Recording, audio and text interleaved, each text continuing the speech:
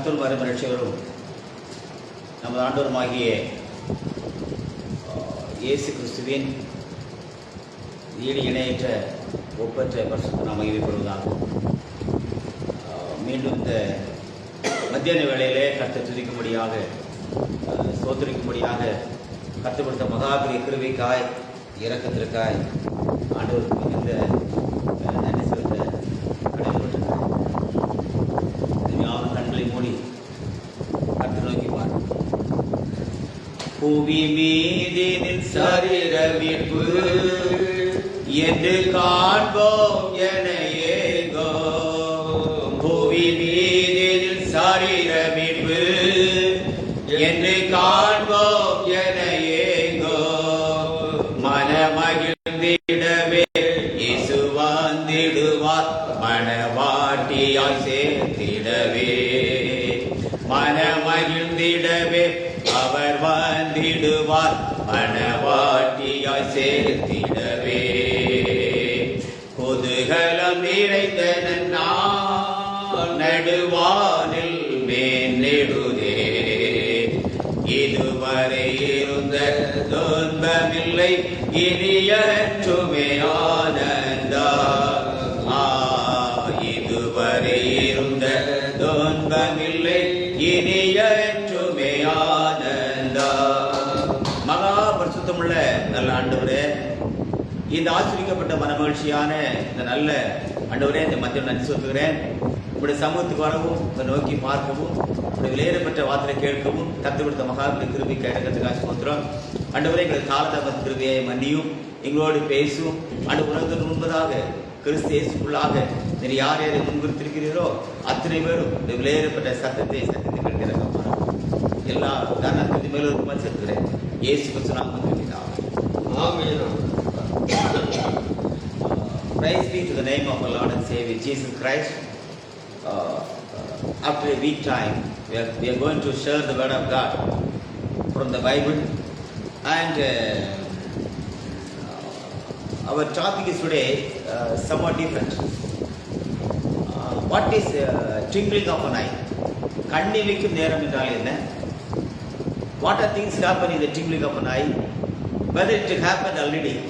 So if you read the Bible very thoroughly, according to Paul, 1 Corinthians chapter 15, the verse 51.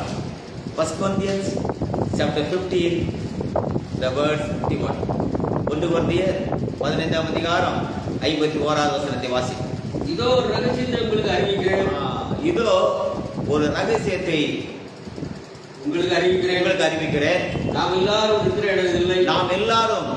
அடைவதில்லை. ஆகிலும் கடைசி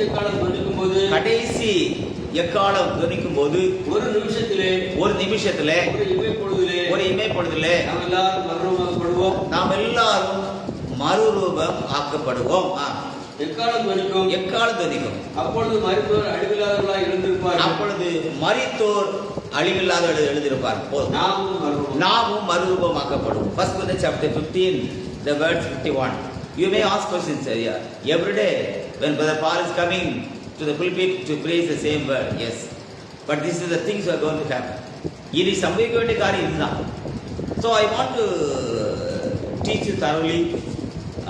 கடவுளுடைய பள்ளிக்கூடத்தில் படித்த ஒரு கடைசி மாணவனுங்கிற ஒரு தார்மீக அடிப்படையிலே வேதத்தை திட்டந்தெளிவாய் சொல்லிக் கொடுக்க வேண்டும் என்று தீர்மானித்திருக்கிறேன். 1 Corinthians chapter 15, the verse 51. Behold, I show you a mystery. We shall not all sleep, but we shall be changed. So, another important thing. In a moment, in the twinkling of an eye. This is a topic you are going to search and find out the true answer from the Bible. The twinkling of an eye. Why God expressed the word twinkling of an eye? கண்ணிமைக்கும் நேரம் அப்படின்னா என்ன? Why God insisted the word of God? ஏன் கடவுள் வேதத்தில் எழுதி வைத்திருக்கிறார்? So there are 7 important things we must understand before landing on the message of God. The twinkling of an eyes shows a change, a transformation, a transfiguration, and a transformation, and resurrection, ascension, coming back up. அதாவது change அப்படின்னா என்ன? Transformation என்ன? Translation என்ன? Transfiguration என்ன? Glorification என்ன? ரிசர்க்ஷன் என்ன? Ascension என்ன? So these are the 7 steps we must understand very thoroughly. மறுரூபம் என்றால் என்ன? அதாவது 1:15:51 behold I show you a mystery, we shall not all sleep but we shall all be changed. அப்ப தமிழ்ல படி 1:15:51. இதோ ரகசியத்தை உங்களுக்கு அறிவிக்கிறேன், நாம் எல்லாரும் நித்திரை அடைவதில்லை. ஆமென். ஆயினும் கடைசி காலம் வரும் போது ஒரு நிமிஷத்திலே ஒரு இமைப்பொழுதிலே நாம் எல்லாரும் அதாவது தமிழ்ல மறுரூபமாக்கப்படுவோம். அந்த டிரான்ஸ்ஃபர்மேஷன், டிரான்ஸ்ஃபிகரேஷன் எல்லாமே அவர் ஒரே மீனிங்ல போட்டிருக்கோம். பட் இன் இங்கிலீஷ் சேஞ்ச், ஒரு மாற்றம் உருவாகும். சேஞ்ச். ரெண்டே கேள்வி நான் உனக்கு பேச போறேன். எனக்கு அன்பான தேவத்தின் பிள்ளைகளே, today we are going to church. நம்ம எல்லாம் சபைக்கு போயிட்டு வந்திருக்கிறோம். காலை ஆராதனை முடிஞ்சது. நல்ல அருமையான செய்தி கேட்டுக்கிறோம். பாஸ்டர் அழகான செய்தி கொடுத்துருக்காங்க. நமக்கு அவ்வளோ சந்தோஷம். வீட்டுக்கு வந்தாச்சு. இப்போ சாப்பிட்டுட்டு அடுத்த இன்னைக்கு Sunday. we are on the way of rest. Correct. God bless. கர்த்தர் ஆசீர்வதிக்கட்டும். பரவாயில்ல, தப்பு இல்லை. பட் இன்னைக்கு நாம காலமே தேவனுடைய ஆராதனைக்கு போனோம். அந்த வார்த்தையானது, நம்ம கேட்ட செய்தியானது நம்முடைய மறுரூபத்துக்குரிய செய்தியா இருக்கிறதா, மகிமையடைவதற்குரிய செய்தியா இருக்கிறதா, எடுத்துக்கொள்ளப்படுவதற்கான செய்தியா இருக்கிறதா, அல்லது மறைந்து கொள்வதற்கான செய்தியா இருக்கிறதா, அல்லது உயிர்த்தெழுவதற்கான செய்தியா இருக்கிறதா, அல்லாவிட்டால் கிறிஸ்து ரகசியத்தை வரையறுத்து பேசப்பட்டிருக்கிறதா, இல்லாவிட்டால் நம்முடைய மரணத்தை குறித்தும் அடக்கத்தை குறித்தும் பேசியிருக்கிறார்களா? So we are going to discuss very thoroughly. இந்த twinkling of an eye, ஒரு கண்ணிமைக்க நேரத்தில் நான் நிறைய கருத்தை கொண்டு பேச விரும்புகிறேன். If you take the book of Matthew chapter 17, மத்தேயு சுவிசேஷம் 17ஆம் அதிகாரத்தில் வாசிக்கின்ற பொழுது அங்கே நம்ம வாசிக்கிறோம். 6 நாளைக்கு பின்பு இயேசு பேதுருவையும் யோவானையும் யாக்கோபையும் கூட்டிக் கொண்டு போய் தனித்திருக்கும் ஒரு மலைப்பார். மத்திய 17 வாசி. 6 நாளைக்கு பின்பு இயேசு பேதுருவையும் யாக்கோபையும் அவருடைய சகோதரனை யோவானை கூட்டிக் கொண்டு தனித்திருக்கும்படி உயர்ந்த மலையின் மேல் போய் அவர்களுக்கு முன்பாக மறுரூபம் ஆனார். மறுரூபம் ஆக்கப்பட்டார் இல்லை, மறுரூபம் ஆனார். சோ நான் அது கொஞ்சம் தெளிவா படிச்சேன். Matthew chapter 17, மத்தேயு சுவிசேஷம் 17. And after 6 days Jesus taketh Peter, James and John his brother and bringeth them up into a high mountain apart and was transfigured. T-R-A-N-S-F-I, transfigured, மறுரூபமானார். இப்போ வார்த்தையின் மாம்சமானது மறுரூபத்துக்குள் பிரவேசிக்கிறது. யாருக்கு முன்பாக அவர் கண்ரூபம் மறுரூபமானார். இப்போ இந்த மறுரூபமானது யாருக்கு தான் இருக்குது? அப்படிதான் கொண்டிருக்கு, அவருக்கு தான் இருக்கு. ஆனா இந்த மறுரூபமானது அவருக்கு கொடுக்கப்பட்ட ஒரு பெரிய மகிமையான ஒரு ரகசியம். அதை அவரு வெளியே எங்கேயுமே காட்டல. இந்த மறுரூபத்துக்குள்ள டிரான்ஸ்பிகர் அப்படின்னு அர்த்தம். இந்த மறுரூபத்துக்குள்ள தேவனுடைய வார்த்தைக்கு கொடுக்கப்பட்ட மகா உன்னதமான ரகசியமானது அங்கே மறைக்கப்பட்டிருக்கிறது. என்ன அப்படின்னா, அதாவது இன்றைக்கு அந்த வார்த்தை மூடி இருக்கிற அந்த மூடு திரையாகிய மாம்சமானது, the word covered with the flesh and blood and bone cannot block the transfiguration of the word. வார்த்தை மறுரூபமாகிறது. வார்த்தை மூடி இருக்கிற மாம்சமோ இரத்தமோ எலும்போ தடுக்க முடியாது என்பதை நிரூபிப்பதற்காகத்தான் God show the transfiguration. அந்த மறுரூபத்தை காட்டுறார். கர்த்தர் வெளியேறப்பட்ட பரிசுத்த மகிமைப்படுறாங்க. இந்த மறுரூபமானதுனால நீங்க லூக்கா சுவிசேஷம் வாசிங்கன்னா அங்க எலியாவும் மோசே பேசுறாங்க. அவருடைய எருசலேமில் படப்பட பாடுபட்டு பேச நிறைய கருத்துக்கு வாசிக்கிறோம். எனக்கு அன்பான தெய்வத்தின் பிள்ளைகளே, நாம இன்னைக்கு சண்டே சர்வீஸ் முடிச்சு வந்திருக்கிறோம், செய்தி கட்டு வந்திருக்கிறோம்.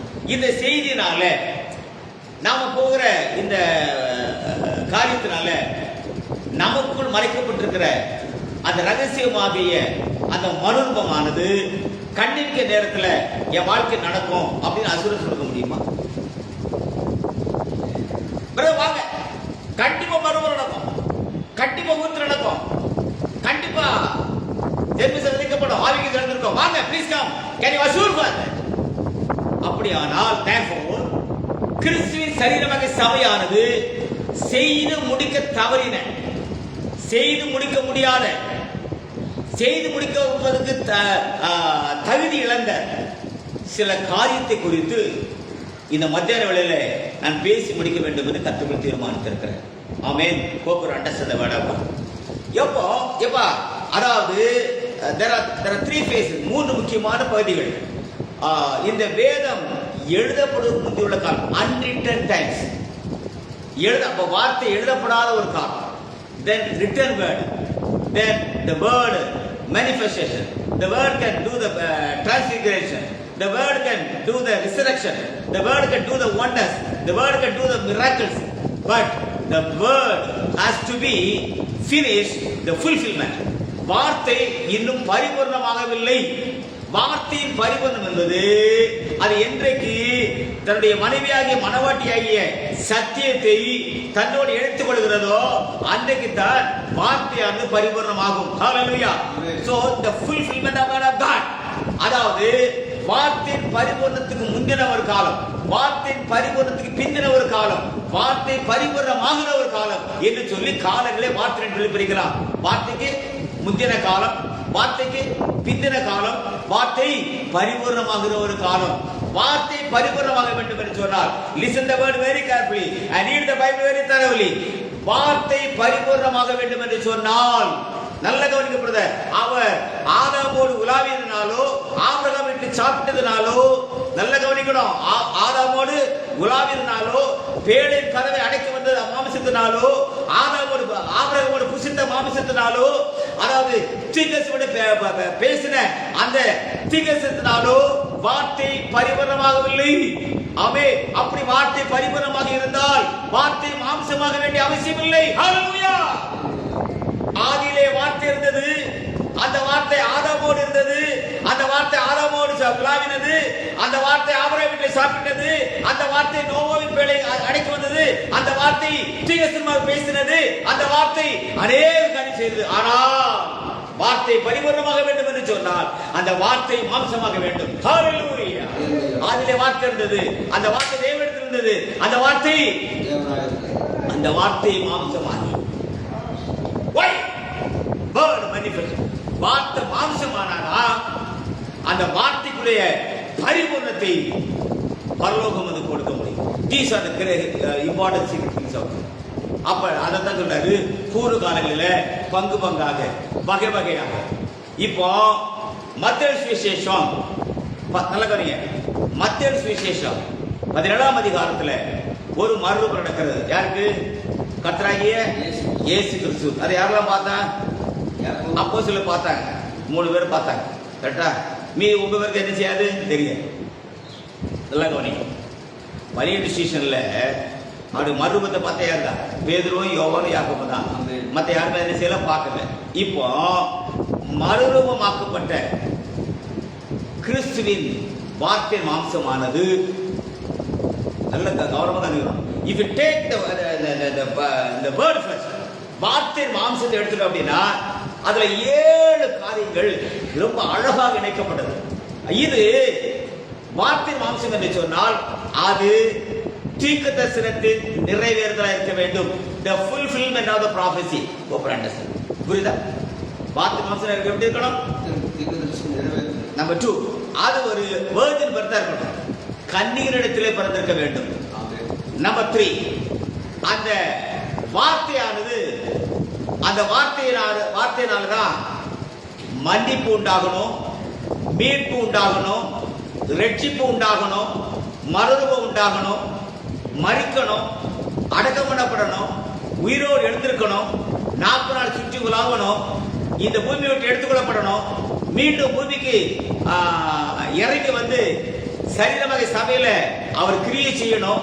அந்த 7 காலங்களுக்கு பிறகு இந்த கடைசி காலத்துல அத்தனை பாவ சரீரங்களும் ஜென்ம சரீரம் மாற்றப்பட்டு ஆவிக்கிற சரீரமாக ஆயத்தமாக்கப்பட வேண்டும் என்பது வார்த்தையின் மாம்சத்திற்கு பரலோகம் கொடுத்த அடிப்படை உரிமை ஆகும். Hallelujah.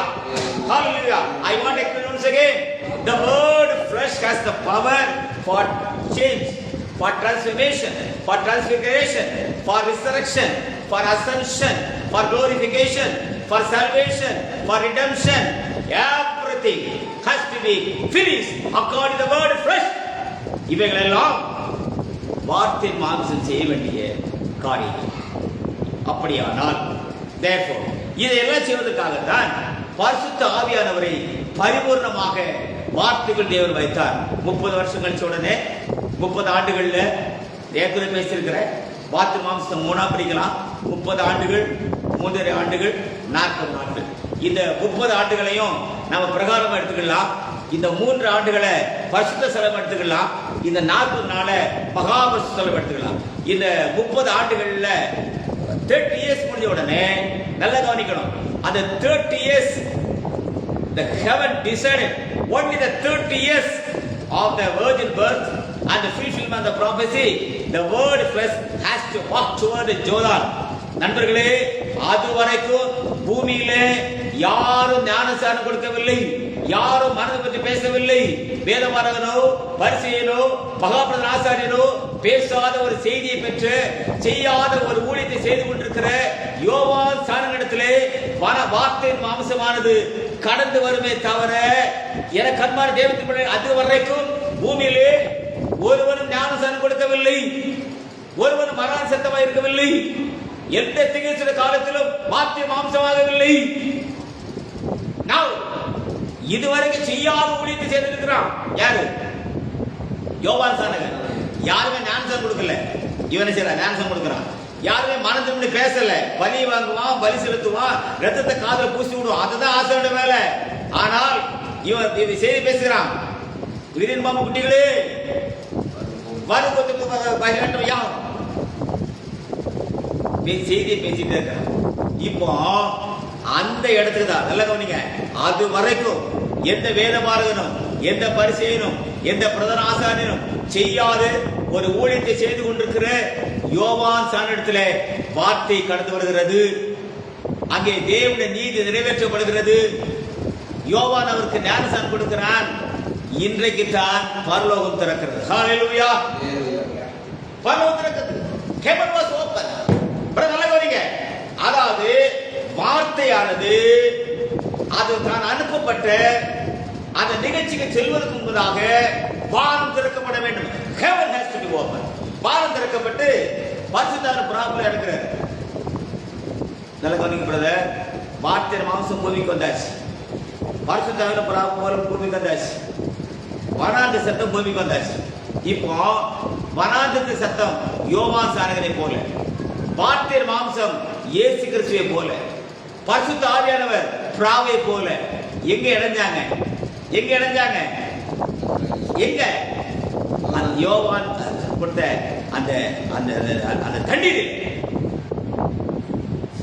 அவன் யாரு? யோவான் யாரு? வரான் சத்தம். ஏசாயா 40. இயேசு யாரு? ஏசாயா 14ஆம் அதிகாரத்தின்படி அவர் வந்து வார்த்தையின் மாம்சம். பரிசுத்தர் எப்படி இருக்கிறாரு? பிராவை போல இருக்கிறார். நல்லா கவனிங்க. அதுக்கு பிறகுதான் அவருடைய ஊழியம் ஆரம்பிக்கிறது. அதுக்கு பிறகு தான் அப்போஸ்தலர் கூப்பிடுறாங்க. போனா செய்தியில் பார்த்தேன். முதல்ல அந்திரேயா வர்றான். மேய்ச்சவன் எல்லாம் பேசி முடிச்சாச்சு. எனக்கு அன்பான தெய்வத்தின் பிள்ளைகளே, இந்த நாட்களில் நடந்த அடையாளங்கள், அற்புதங்கள், 5,000 பேர் போஷித்த எந்த ஊழியத்தில் யாருமே எங்க வரல? எங்க வரல? 40 நாள் ஊழியத்தில் வரல. பூமியில சுற்றி உலாவினார மறித்து உயிர்த்தெழுந்த இயேசு கிறிஸ்து பூமியை சுற்றி உலாவினார். என்ன செய்தா தெரியுமா? யார பரலோகத்துக்கு கொண்டு போன அவர் நியமிச்சாரோ, யாரை கொண்டு தன் சரீரமாக சபையை பூமியில நிரூபிச்சாரோ அவர்களுக்கு வேத வாக்கியங்களை திறந்தார். வாசிங்க அப்போஸ்தலர் புத்தகம் Acts chapter 1. அப்போஸ்தலர் 1ஆம் அதிகாரம்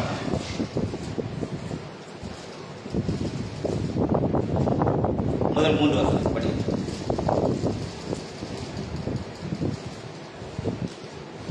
அப்போஸ்தலர்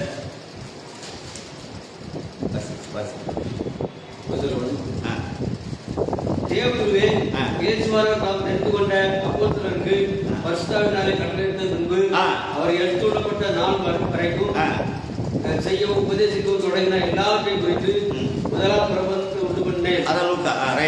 அவர் பாடுபட்ட பின்பு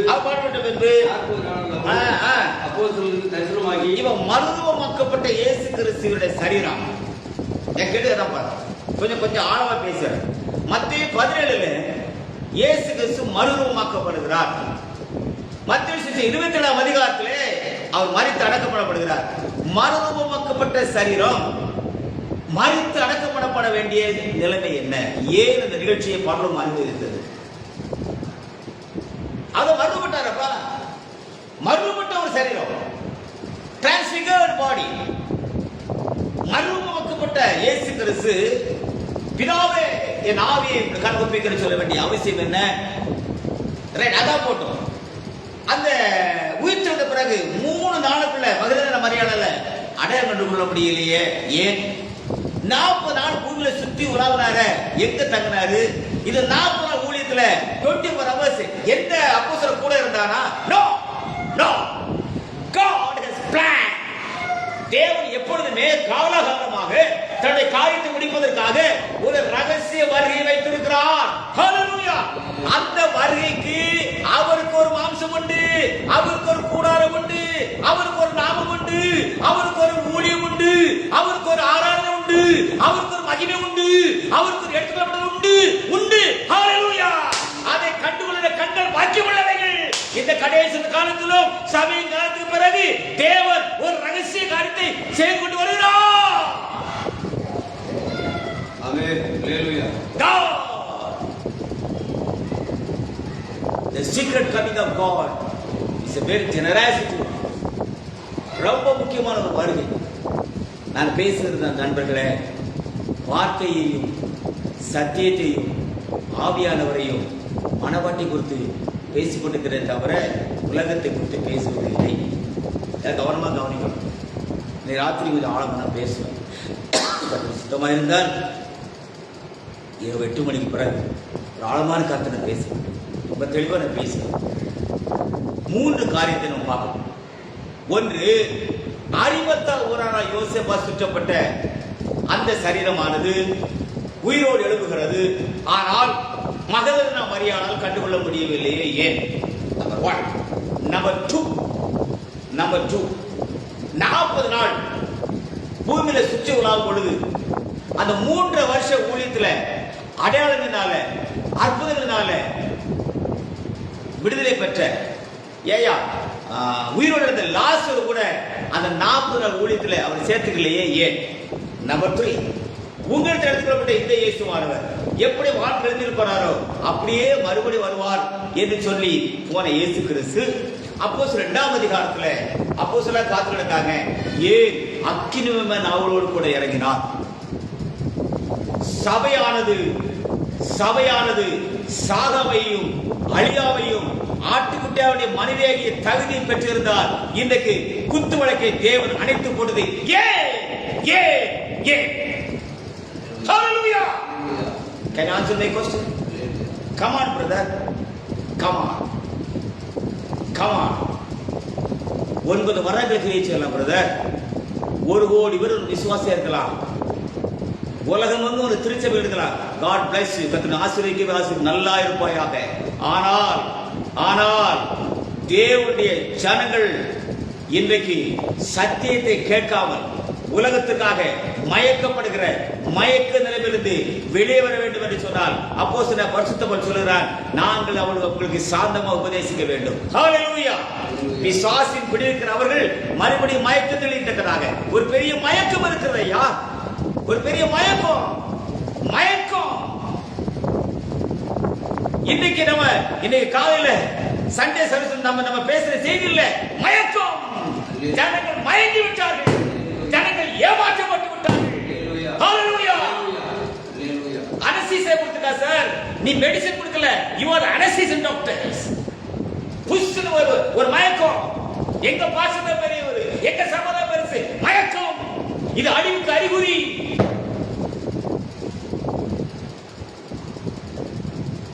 வேதம் சொல்லுகிறது, அப்போஸ்தலனாகிய பரிசுத்த பவுல் சொல்லுகிறார், you turn the book of 2 Timothy, 2 தீமோத்தேயு புத்தகம்.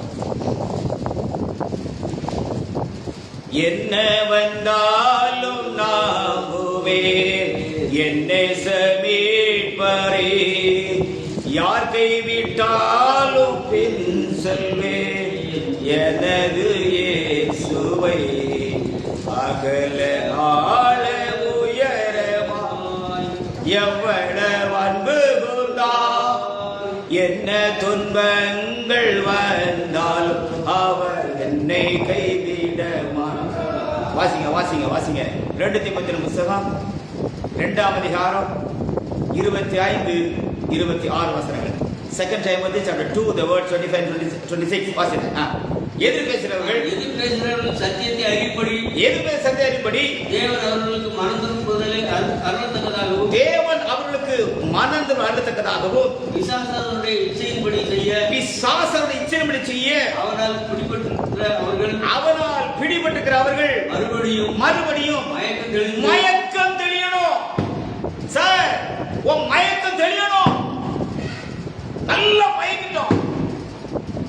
பிசாசனுடைய இச்சையின்படி அவனால் பிடிபட்டிருக்கிற அவர்கள் மறுபடியும் மயக்கம் தெளிந்து அவன் கண்ணுக்கு நீந்தத்தக்கதாகவும் சாந்தமாய் அவருக்கு உபதேசிக்க வேண்டும். அதை பொறுமையா பேசிட்டு இருக்கிறேன். இதை செய்தவனுக்கு மயக்கம் தெளிக்கும்.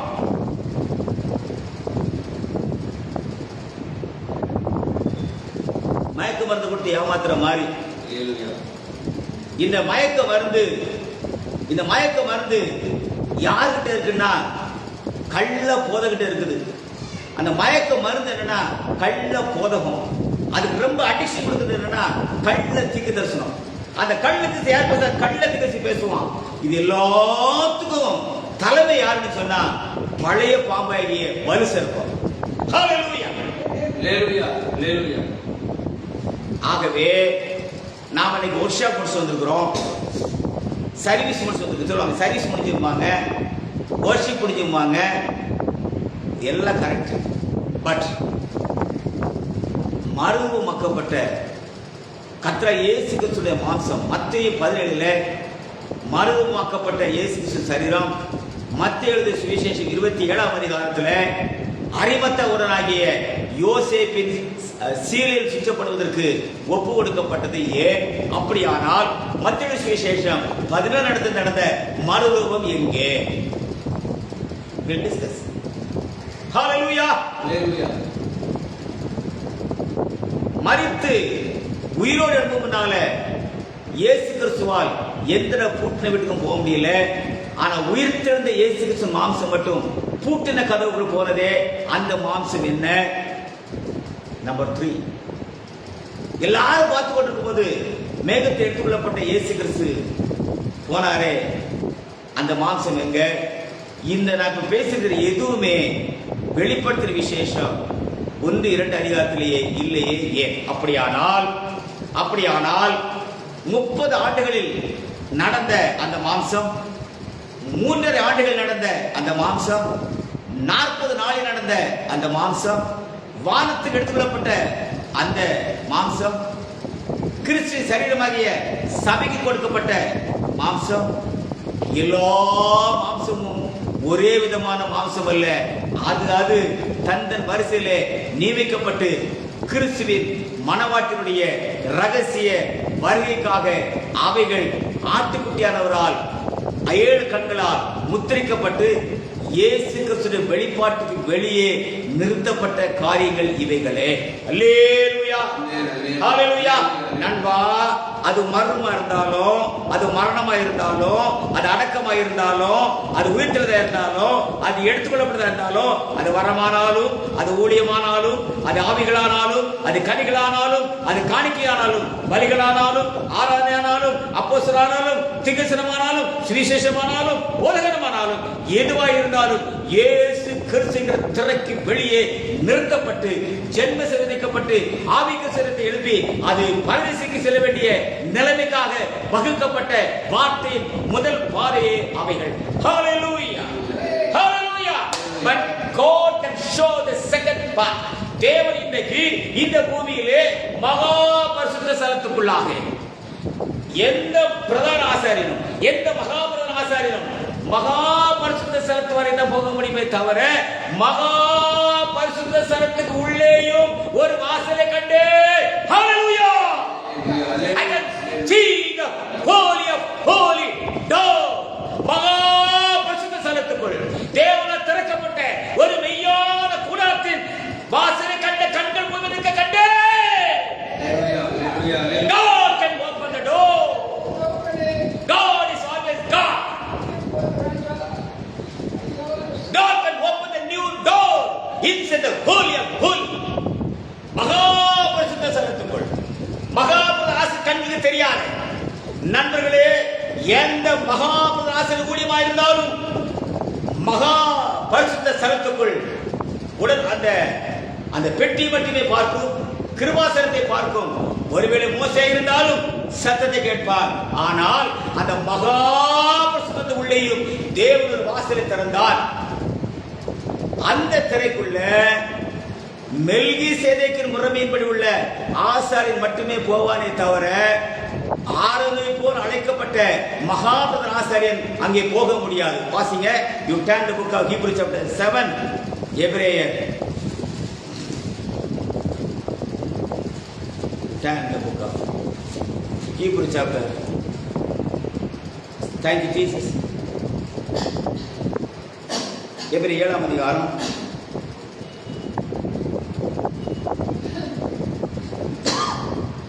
வாசி. எபிரேயர் 7ஆம் அதிகாரம் 1 படி எனக்கு பேசு. இந்த மெல்கிசேதேக்கு சாலேமின் ராஜாவும் உன்னதமான தேவனுடைய ஆசாரியமாய் இருந்தார். ஆமென். ராஜாக்களை முறியடித்து வந்த ஆபிரகாமுக்கு இவன் எதிர்கொண்டு போய் அவரை ஆசீர்வதித்தார். மெல்கிசேதேக்கு ஆபிரகாமை சந்திக்கும் பொழுது அல்லது ஆபிரகாமை மெல்கிசேதேக்கு சந்திக்கும் போது அப்போஸ்தலன் பரிசுத்த பவுல் சொல்கிறான், லேவி எங்க இருந்தான்? ஆபிரகாம் தான் இருக்கான். சரிதானா? இப்போ அவன் பேசுறான் பாருங்க. தசம வாங்கக்கூடிய லேவியனும் ஆபிரகாம் மூலமாய் மெல்கிசேதேக்குக்கு தசம கொடுத்தான். பவுல் பேசுறான். பேச புரிஞ்சாப்பா? சட்டப்படி லேவி என்ன சொன்னோம்? இப்ப தசமம் யார் வாங்கணும் சொல்லுங்க? லேவின் பூமியில என்ன இல்ல சொல்லுங்க? இப்ப புதைக்க கூட இடம் இல்ல. ஒரு அடி நிலத்தை கொடுக்காத ஆண்டவர். லேவியனுக்கு நானே சுதந்திரம்னாரு. இன்னைக்கு காணிக்க வந்த பாஸ்டருக்கு ஜெட்டுமான இருக்குத. சுவிஸ் பேங்க்ல பணம் போட்டுருக்காங்க. திரும்பி அள்ளி கொடுக்குறீங்க. குடுங்கடா சாவு எனக்கு என்ன? குட்டி சாவு எனக்கு என்னப்பா? என் வேலை இல்ல. யாருக்கு கொடு, எப்படி வேணா மண்டையை கொடு, எனக்கு என்னப்பா? என் வேலை எது? None of my business. சண்டை போட்டு எல்லாம் போச்சு. அது வேண்டாம் போ. கடவுள் எனக்கு என்ன ஒரு உளித்தை கொடுத்துருக்காரோ அதை செய்து போயிட்டே இருப்பேன். எந்த சாக்கடையும் பார்க்க போறது இல்லை. எந்த குப்பையை நான் கிண்ட போறது இல்லை. எவனை கெஞ்ச போறது இல்லை. ஏதாவது கத்தர் கொடுத்தா கத்தர் எடுத்தா கத்தர் பரிசுத்தம் சோதர் கையை தூக்கி போயிட்டே இருப்போமா? எனக்கு என்னப்பா? ஹல்லேலூயா. அழைத்தவரே அவர் உண்மையுள்ளோ, தாம் அழைப்பதில் விழிப்புடன் நிறுத்தவல்லோ. அழைத்தவரே அவர் உண்மையுள்ளோ, தாம் அழைப்பதில் விழிப்புடன் நிறுத்தவல்லோ. உழைத்திடுவோம் மிக ஊக்கமுடன் அங்கு பிழைத்திடவே அன்பு சமூகமதில். அங்கு பிழைத்திடவே அன்பு சமூகமதில். ஹல்லேலூயா. அவ்வளவுதான். எனக்கு என்னப்பா? தயவுசெய்து அந்த கதையில பேசுறது இல்லை. வாசிங்க. இவனுக்கு ஆபிரகாம் எல்லாவற்றும் தசமாக கொடுத்தான். ஆமென். இவருடைய முதல் பேராகிய மெல்கிசேதேக்கு என்பதற்கு நீதியின் ராஜா என்றும் பின்பு சாலேமின் ராஜா என்பதற்கு சமாதானத்தின் ராஜா என்றும் அர்த்தமா? அப்படியே போட்டிருக்கு. கரெக்ட். இப்போ ஆதியாகமம் 14ஆம் அதிகாரம் 18ஆம் வசனத்தை படிங்க. ஆதியாகமம் 14ஆம் அதிகாரம் 18ஆம் வசனத்தை படிங்க. கொஞ்சம் படிங்க. கொஞ்சம் அப்ப பேர் ஆராய்ச்சி பார்ப்போம். Genesis chapter 14 the verse 18. ஆதியாகமம் 14ஆம் அதிகாரம் 18ஆம் வசனம். ஸ்தோத்திரம். வாசி. அன்றி உன்னதமான தேவனுடைய ஆசிரியனாய் இருந்த சாலமோன் ராஜாவாகிய மெல்கிசேதேக்கு. பாருங்க, ஆதியாகமம் 14ஆம் அதிகாரம் 18ஆம் வசனத்துல அவனுக்கு முதல் பேர் என்னது? சாலேமின் ராஜாவாகிய உன்னதமான தேவனுடைய ஆசிரியனாய் இருந்த சாலேமின் ராஜாவாகிய மெல்கிசேதேக்கு அப்பமும் திராட்சரசம் கொண்டு வந்து. இப்ப பாருங்க, அத பவுல் மெல்கிசேதேக்கு முதல்ல கொண்டு வந்துட்டு சாலேமின் ராஜா பின்னால் கொண்டு வந்தா பாருங்க. எபிரேயர் 7:2 வாசிங்கன்னா வசனம் 2 போய் எடுத்து வச்சுக்கணும். தயவு செய்து செய்தி கேட்கறதுக்கு பைபிள் திருப்பணும். நான் சொல்றது குறிச்சுக்கணும். ஆதியாகமம் 14ஆம் அதிகாரம் 18ஆம் வசனத்துல பேசுறேன். அங்க என்ன போட்டு வாசினா இந்த மெல்கிசேதேக்கு சாலேமின் ராஜாவும். ஆதியாகமம் 14 படிப்பா. ஆதியாகமம் 14ஆம் அதிகாரம் 18ஆம் வசனத்தை படி. அன்றியும் உன்னதமான தேவனுடைய ஆசிரியனாய் இருந்த சாலேமின் ராஜாவாகிய மெல்கிசேதேக்கு. பாருங்க, சாலேமின் ராஜாவாகிய மெல்கிசேதேக்கு. எபிரேயர் 7:2 பேசல, மெல்கிசேதேக்குவாகிய சாலேமின் ராஜாங்க. எப்படி பையா பவுல் இப்படி யாரை மாத்தினா சொல்லியா? உங்க கையில பயப்பட நான் பேசுறேன். ஆதியாகமம் 14ஆம் அதிகாரம் 18ஆம் வசனத்தை வாசிக்கிறேன். அன்றியும் உன்னதமான தேவனுடைய ஆசிரியர் இருந்த சாலேமின் ராஜாவாகிய மெல்கிசேதேக்கு. சாலேமின் ராஜா தான் ஏ, மெல்கிசேதேக்கு தான் பி. ஆனா எபிரேயர் 7:12 ஏ பியா மாத்தினா, பி ஏ மாத்திட்டானே. ஏ மாத்தினா ஏ பரிசுத்தர் அனுபவிச்சாரு. ஒய் மாத்தி பேசுறான் சபையிலங்கிற ஏ பவுலே மாத்தி பேசுறான். ஏன் மெல்கிசேதேக்கு ஏ பி ஏ மாத்திட்டாரு? ஏன் பரிசுத்தர் அனுமதி கொடுத்தாரு? நல்ல கவனிங்க. ஆவியானவர் எதை பேசுகிறாரோ அவர் அதை சீர்படுத்த, நிலைப்படுத்த அவருக்கு அதிகாரம் உண்டு. வாசிங்க, திருப்பி இருக்கா. அன்றியும் உன்னதமான தேவனுடைய ஆசிரியனாய் இருந்த சாலேமின் ராஜாவாகிய மெல்கிசேதேக்கு அப்பமும் திராட்சரசம் கொண்டு வந்து அவரை ஆசீர்வதித்து, வானத்தையும் பூமி உடையவராகிய உன்னதமான தேவனுடைய ஆசீர்வாதம் ஆபிரகாம் உண்டாவதாக. சத்துருக்களை உன் கை. ஆபிரகாம கூட மாத்தல. இன்னும் ஆபிரகாம் தலைவருடைய பேரை மாத்தல, விருட்சத்தை கொடுக்கல. முதல்ல யாரா வராரு? In the form of the high priest. ஒரு மனுஷன கடவுள் முதல்ல எப்படி சந்திக்கிறாருப்பா? In the form of high priest. ஊழியக்காரனா வராரு. முதல்ல அவர் ஊழியக்காரனா வரும்போது நீ அவரை ஏத்துக்கிட்டாதான் நீ கடவுளை வந்து அவர் ஏத்துக்குவாப்பா. நீ ஊழியக்காரனா வரும்போது அவர் ஏத்துக்க மாட்டேங்கிறியே, நீ அவரை கடவுளை ஏத்துக்கிடுவா? வெரி தரோலி. ஆபிரகாம் என்கிற பேரே ஒரு மாத்தலப்பா. ஆபிரகாமா தான் இருக்கிறான். அவனுக்கு இன்னும் விருட்சேதம் பண்ணப்படல, இன்னும் ஈசாக்கு பிறக்கல. First God met Abraham in the form of the high priest. எப்படி சந்திக்காரு? ஒரு ஆசாரியனை சந்திக்கிறார், ஒரு ஊழியக்காரனை போல ஒரு சந்திக்கிறார். So these are the secret coming of God. ஒரு மனிதனை தேவன் சந்திப்பது முதல்ல in the form of high priest. எப்படி சந்திக்கார்? ஊழியக்காரன். ஆமா, ஒரு ஊழியக்காரன் மாதிரி. அப்படிதான் போட்டு வாசிங்க. அன்றியும் உன்னதமான தேவனுடைய ஆசிரியனாய் இருந்த சாலேமின் ராஜா. இப்போ இதைத்தான் பவுல் அடிச்சு பேசுறான். என்ன லேவி கோத்திரமே பூமிக்கு வரலையே, ஆனா உன்னதமான தேவனுடைய ஆசீர்வாதத்தை இருந்து அவன் போய் ஆபிரகாம் செஞ்சிருக்காரு. அந்த ஆசாரிய முறைமையில இயேசு வந்தா நீ கண்டுபிடிப்பியா அப்படின்னு சம்பட்டு கேட்கிறான். அதைத்தான் நானும் கேட்கிறேன் சார், தெளிவா கேட்கிறேன். அடிமத்தோட சுற்றப்பட்ட அந்த மாசம் வந்தா நீ கண்டுபிடிச்சிருவ. சிறுதலத்துவன் இயேசு வந்தா நீ கண்டுபிடிச்சிருவ. மருதுமலன் இயேசு வந்தா கண்டுபிடிச்சிருவ. எடுத்துக்கொள்ளப்பட்ட இயேசு கண்டுபிடிச்சிருவ. அக்கிமன் அவன் வந்தா கண்டுபிடிச்சிருவா. ஆனால் குத்துவிளக்கு மத்தியில் ஒரு ஆவத அந்த சனோப்பன் ஃபார்முலா வந்தா நீ கண்டுபிடிக்க முடியுமா? அந்த தலைமுறை இன்னைக்கு இருக்குமா? இருக்குமா? அப்படி. ஆனா தேர்ஃபோர் முந்தினதையும் பிந்தினதையும் பிந்தினதையும் முந்தினதையும், பழச புதுசோட இல்ல சார், புதுச பழசோட இல்ல, முந்தினதை பிந்தினோடதையும் பிந்தினதை முந்தினோட இணைத்து உனக்கு ஒரு பரிபூர்ணமான செய்தி கொடுப்பதற்காகத்தான் 2022 ஜூலை 24 தேவன் மெய்யான கூட்டத்தை பூமிக்கு அனுப்பினார். ஹல்லேலூயா, ஹல்லேலூயா, ஹல்லேலூயா. we have the right to preach the word of God. once again ஆதியாகமம் 14ஆம் அதிகாரம் 18ஆம் வசனம். அன்றியும் உன்னதமான தேவனுடைய ஆசாரியனாய் இருந்த சாலமோன் ராஜாவாகிய மெல்கிசேதேக்கு அப்பமும் திராட்சைரசமும் கொண்டு வந்து அவனை ஆசீர்வதித்து வானத்தையும் பூமியையும் உண்டாக்குகிறவராகிய உன்னதமான தேவனுடைய ஆசீர்வாதம் ஆபிரகாமுக்கு உண்டாவதாக. ஆமென். உன் சத்துருக்களை உன் கையில் ஒப்புக் கொடுத்த உன்னதமான தேவனுக்கு ஸ்தோத்திரம் என்று சொன்னான். இவனுக்கு ஆபிரகாம் எல்லாவற்றையும் தசமம். ஆபிரகாம் நல்லா கவனிங்க. அப்போ யார் தசமம் கொடுக்கணும்? பாஸ்டர் மெல்கிசேதேக்கா இருந்தா, விசுவாசி ஆபிரகாம் இருந்தா காணி கொடுக்கலாம், வாங்கலாம். பாஸ்டர் யூதாஸா இருந்தா, ஊழியக்கான விசுவாசி காயினா இருந்தா எப்படி காணி கொடுக்கலாம், வாங்கலாம்? ரைட். இந்த சாப்டர் நான் பேச விரும்பல, அதை நிறுத்திக்கிட்டுறேன். ரைட். இப்போ எபிரேயர் 7க்கு வாங்க. இவனுக்கு ஆபிரகாம், நல்லா கவனிங்க, இவனுக்கு இல்லையே, பழைய ஏற்பாட்டில் ஆபிரகாம் தானே போட்டிருக்கு. பழைய ஏற்பாட்டில் ஆபிரகாம் தானே போட்டிருக்கு. ஆதியாகமம் 14:18 ஆபிரகாம் தானே போட்டிருக்கு. ஆனா ஆபிரகாம் தானே வேதத்தை ஏத்துக்கிட்டத.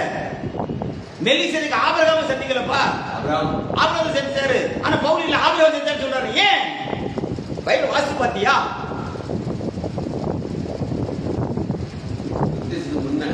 ஆமா, அப்படி எழுதிருக்கணும். ஆனா எப்படி எழுதிருக்கு? ஆபிரகாம் ஒரு கட்சி சேர்ந்தார். எதுக்கு? வை ஏன் தேவனை சேர்த்தார்? ஏன் பவுல் பேச பரிசுத்தர் அனுமதித்தார்?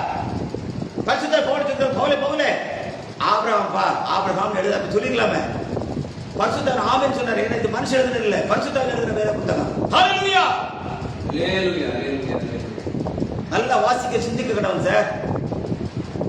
இவனுக்கு வாசி எபிரேயர் 7:2.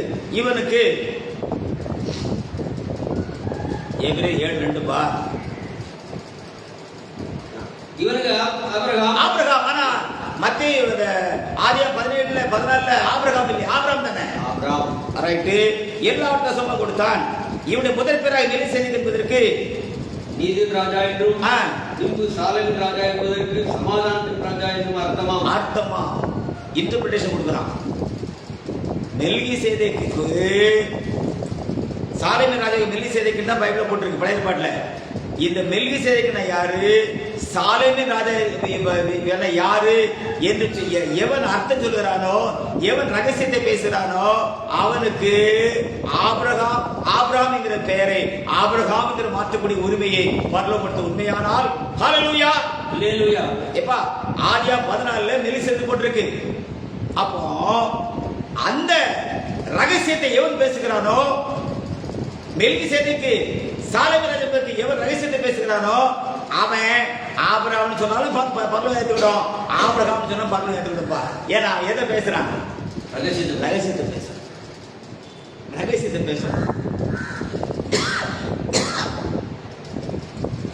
பேசுகிற அப்போஸ்தலனாகிய பரிசுத்த பவுலுக்கு பரலோகம் வார்த்தை அனுமதி கொடுத்தது போல நண்பர்களே நல்லா கவனிக்கணும். இப்போ சபை சில காரியத்தை செய்து முடிக்கல. ஏத்துக்கிட்டீங்களா? ஒத்துக்கிட்டீங்களா? சபை என்ன செய்யல? கிறிஸ்து சரிமா சபை என்ன செய்யல?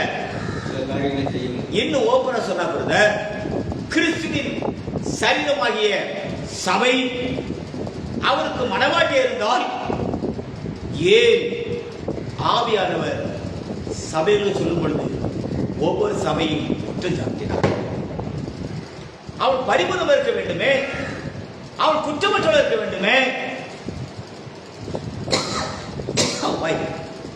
Please read the Bible.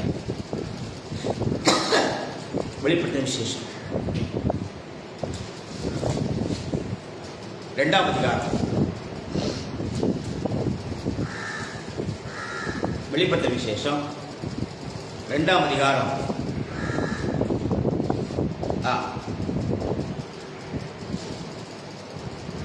கொஞ்சம் கவனிங்க.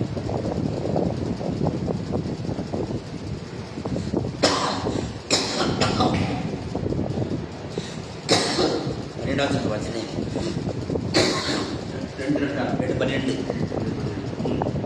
பெருகவும் சபை தூதருக்கு எழுத வேண்டியது என்னவெனில், இருபுறமும் கற்புள்ள பட்டயத்தை உடையவர் சொல்கிறதாவது, உன் கிரியைகளையும் சாத்தானுடைய சிங்காசனமாக இருக்கிற இடத்தில் நீ குடியிருக்கிறதையும், நீ என் நாமத்தை பற்றி கொண்டிருப்பதையும், சாத்தான் குடியிருக்கிற இடத்திலே உங்களுக்குள்ளே எனக்கு உண்டாயுள்ள சாட்சியான என்போர் கொல்லப்பட்ட நாளிலும் என்னை பற்றி விசுவாசத்தை நீ மறுதலியாமல் இருந்ததையும் அறிந்திருக்கிறேன். ஆகிலும் சில காரியங்களை குறித்து உன் பெயரில் எனக்கு குறை உண்டு. சபை எங்க மாட்டுச்சு? நாம் பேசல சார், வேதம் சொல்லுது. இதை ரொம்ப தெளிவா நான் அதிகமா நேசிக்க அன்பா திகேஷ் வெளியவர் நிறைய பேசிட்டு போயிட்டாரு. சபையின் காலங்கள் அழகா பேசிட்டாரு. இந்த புத்தகம் படி. ஆகிலும் சில காரியங்களை குறித்து உன் பேரில் எனக்கு குறை உண்டு. விக்கிரகங்களுக்கு படைத்தவைகளை புஜிப்பதற்கும் தேசித்தரம் பண்ணுவதற்கும் ஏதுவான இடர்களை இஸ்ரவேல் புத்திரர் முன்பாக போடும்படி பாலாக் என்பவனுக்கு போதனை செய்த பிலியாமுடைய போதகத்தை கைவிட்டு உண்டு. சபை எங்க தீட்டுப்படுது? சபை எங்க தீட்டுப்படுது சொல்லுங்க. போதனையில கண்டவனை எழுப்பி தேவனுடைய சத்தியத்தை பேசுறா, சபை தீட்டுப்பட்டு போகும், சபை செத்து போகும். பிலியாமுடைய போதகத்தை பேசிட்டு இருக்கிறான், நீ ஆமா சொல்றா, அதை வெறுக்கிற. நான் சொல்லல சார், ஆவியானவர் சபையில் சொல்லிக்கிறார். மனம் திரும்பி பாவனிப்பு இயேசு கிறிஸ்து நாம் ஞானம் பெற்றுக் கொள்ளுங்கள் அப்படின்னு அப்போஸ்தலன் பேதுரு பேசியிருக்கிறான். நீ அழைக்கப்பட ஒருத்தன் பிதாவுக்கோ குமாரனுக்கோ பரிசுத்தோ ஏத்துக்கிறா, இதை வெறுக்கிற அப்படின்னு ஆவியானவர் சொன்னவர். அதான் ஆவியானவர் சொல்லுவார். இது ஆவியானவர் சொல்ற காரியம். Therefore, எல்லாவற்றையும் கூட்டி கழிச்சு கணக்கு முடித்தார் பரிசுத்த ஆவியானவர். நல்ல கவனிக்கணும். எல்லாத்தையும் கூட்டி எல்லாத்தையும் கழிச்சு ஒரு அக்கவுண்ட் செட்டில் பண்ணார். அதோடு சபையின் 7 குத்து விளக்குகளும், சபை கொடுக்கப்பட்ட 7 நட்சத்திரங்களையும், சபை கொடுக்கப்பட்ட மன்னிப்பு, மீட்பு, ரட்சிப்பு, அடையாளம், அற்புதம், கனிகள், வரங்கள் எல்லாவற்றையும் ஆவியானவர் திரும்ப பெற்றுக்கொண்டு ஒரு மெய்யான வெளிச்சத்தை, தேவனுடைய 7 கண்களும் தேவனுடைய 7 ஆவிகளும் உலாவுகிற ஒரு கடைசி வெளிச்சத்தை வைத்து, அதுக்குள்ள காலத்தின் சத்தியத்தை வைத்து, தேவன் 7 கண்களை உடையவராய் ஒரு மெய்யான கூடாரத்தை போட்டு எபிரேயர் 8:2 படி 2021 ஜூலை 24 இந்த இந்தியாவுக்கு, இந்த தமிழகத்திற்கு, இந்த தேசத்துக்கு அவர் கொடுத்ததுக்காக நான் ஆண்டவருக்கு மிகுந்த நன்றி சொல்கிறேன். தேவன் எனக்கு கொடுத்தவர்களை சொல்வதை அல்லாமல் நான் மற்றவருடைய ஆசீர்வாதம் கட்டுவதற்கு எனக்கு எந்த உரிமையும் கிடையாது.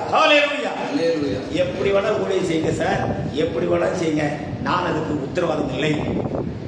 தேவன் எனக்கு என்ன கொடுத்திருக்கிறார், கடவுளுடைய என்ன சொன்னார், அவருக்கு எதை காட்டினார், இந்த ஊழியத்துடைய துவக்கம் எப்படி இருக்கும், இதனுடைய முடிவு எப்படி இருக்கும், இதனுடைய நோக்கம், what is your objectives, what are the dignitaries, what are the protocols, what is going to happen. இங்க நண்பர்களே, இது தொடர்ந்து ராத்திரி நான் பேசுவேன். இந்த மெய்யான கூடாரத்தினுடைய அஸ்திவாரம் என்ன, வாட் இஸ் த ஃபவுண்டேஷன், போடப்பட்ட அஸ்திவாரமாகிய இயேசு கிறிஸ்து அல்லாமல் வேறு அஸ்திவாரத்தை போட ஒருவனாலும் கூடாது. ரொம்ப முக்கியமான காரியம். அப்படியானால் உலகத்திற்கு முன்பதாக ஆதி பருவத்துக்குள் அனாதி தேவன் தன் அனாதி அபிஷேகத்தின் மூலமாக இந்த கூடாரத்தை இத்தனை ஆண்டு காலமாக மறைத்து வைத்திருந்த ரகசியத்தை ஏன் பூமிக்கு அனுப்பினார் என்று சொன்னால், அப்படி ஒரு கூடாரம் வந்தால்தான் அவரால் அதுக்குள் குடியிருக்க முடியும். ஆமே, அவர் அதுக்குள் குடியிருந்தாதான் மனவாட்டி ஆயத்தமாக முடியும். மனவாட்டி ஆயத்தமானாரா அவர் கல்யாணம் நடக்கும். ஆமே, இந்த 2:19 தேவ ரகசியம் நிறைவேறணும்.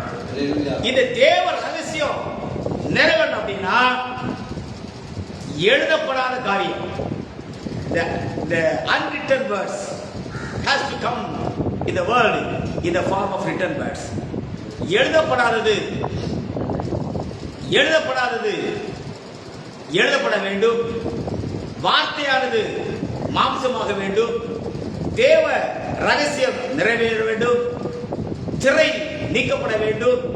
வெளிப்படுத்துற புத்தகம் கண்களுக்கு காண்பிக்கப்பட வேண்டும். ஆட்டுக்குடி 7 கண்களும் பூமிக்கு உலா வேண்டும். இதுவரைக்கும் பேசப்படாதது பேசப்பட வேண்டும். இதுவரைக்கும் கேட்கப்படாது கேட்கப்பட வேண்டும். அப்படின்னு சொன்னால் நான் 2 கண்ட அந்த கைகளால் பேர்க்கப்படாத கல்லானது ஒரு பெரிய பருவமாக மாற வேண்டும். ஹல்லேலூயா. இந்த மெய்யான குராத்திர ஊழியத்தினுடைய அடிப்படை என்னவென்று சொன்னால், நண்பர்களே, இதுவரைக்கும் பூமியிலே செய்த கைகளால் பேர்க்கப்படாத கல்லுடைய ஊழியமானது முடிந்து ஒரு பெரிய பருவமாக மாறும். அந்த பருவத்திலே புதிய எருசலேம் லேண்ட் ஆகும். ஹல்லேலூயா. ஹல்லேலூயா. உலகம் உண்டான முதற்கொண்டு பூமியிலே புதிய எருசலேம் லேண்ட் ஆவதற்காக பரலோகம் போட்ட அந்த மெய்யான விஸ்தார இடத்தை பற்றி பேசுறோண்டோ என்று கேட்டுப்பா. ஹல்லேலூயா. ஹல்லேலூயா. எபேசு நவரிக்கு வர கேட்டுப்பாடியா.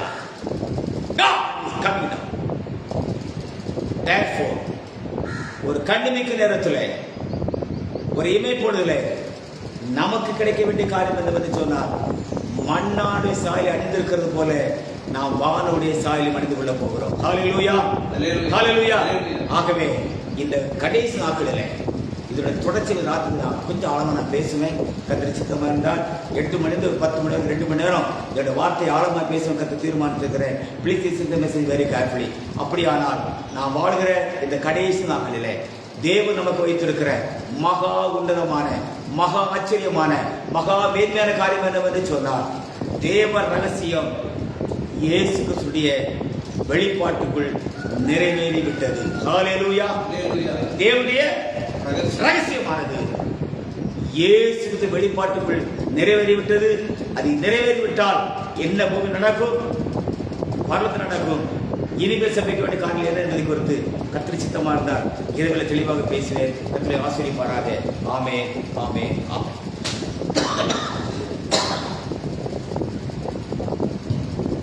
இனி பயம் என்பதென இல்லையே, நான் மரணத்தை ஜெயித்தேனே. சீக்கிரத்தில் மறுரூபமாவே வானில் பறந்து செல்லுவே. ஆனந்தம் நான் பாடிடுவேனே. உள்ளம் பொங்குதே பூரி போலே. ஆத்மநாத தேடி வந்தார் என்னை அழைத்து சென்றிடவே. மகா பரிசுத்த ஆண்டவரே, கிருபைக்காய், இரக்கத்திற்காய், உடைய புண்ணியத்திற்கு கொண்டாட கூடிய ஸ்தோத்திரம். நீ பேசுற மகிமையான வார்த்தைக்காக ஸ்தோத்திரம் கத்தா. ஆண்டவரே, வேதத்தின் மகத்தில் பார்க்க முடியாது உங்களுடைய கண்களை தந்து கிருபைக்காக ஸ்தோத்திரம் கத்தா. எல்லாவித தடைகள், சாபங்கள், அந்தகாரத்தின் கிரிகள், மந்திரத்தின் சக்திகள், சொப்பனத்தின் ஆவிகள், குருட்டு ஆவிகள், செவிட்டு ஆவிகள், வாய்த்தின் ஆவிகள், முடக்கத்தின் ஆவிகள் இயேசு கிறிஸ்துவின் நாமத்தினாலே கட்டப்பட்டு ஜெயிப்போதாக. Let the Lord fill the power of God. நிரப்பும், பாதுகாத்துக் கொள்ளும், ஆசீர்வதியும் இயேசு கிறிஸ்து நாமத்தில் பிதாவே. ஆமென். ஆமென். ஆமென். ஆண்டவரே, யானேஸ்வரர் ராஜா, உங்களுக்கு நன்றி ஆண்டவரே. பேசின மகா பெரிய சத்தியத்துக்கு நன்றி ஆண்டவரே. கேட்க ஆண்டவரே, சுத்தரம் ஐயா. ஆண்டவரே, ஐயா உடைய காரியங்கள் எத்தனை அருமையானது ஆண்டவரே. ஐயா நல்ல நாட்களே எங்களை வச்சிருக்க நன்றி ஆண்டவரே. சுத்தரம் ஐயா. ஆண்டவரே, கேட்ட யாரை ஆண்டவரே ஐயா பேசக்கூடமான பாதுகாத்துக்கிறது இறக்கிறதுக்கு ஆண்டவரே. சுத்தரம் தொடர்ந்து இந்த வார்த்தைகளை கேட்க இறக்க செய்ய ஆண்டவரே. சுத்தரம் நாமையே கொண்டவருடைய கரம்